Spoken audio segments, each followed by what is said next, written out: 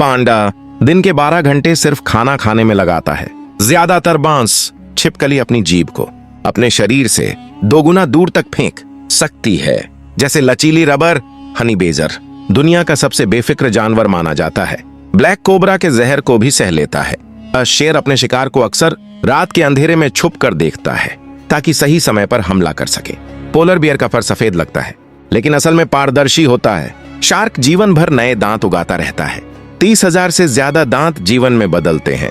मेंढक अपनी लंबी और चिपचिपी जीभ से कीड़े मकोड़े 1 सेकंड से भी कम समय में पकड़ लेता है। प्रकृति का असली निशानेबाज ऑक्टोपस अपने रंग और बनावट बदलकर शिकारी से बच जाता है और अपना वातावरण अनुसार ढाल लेता है। बाज अपनी तेज नजर से 3 किलोमीटर दूर से भी शिकार देख सकता है। वाटर अपनी फैमिली के साथ खेल खेल कर तैरना और शिकार करना सीखता है और टीम वर्क का सबक देता है। Thanks for watching. Don't forget to like, comment, subscribe. Stay tuned for more epic content.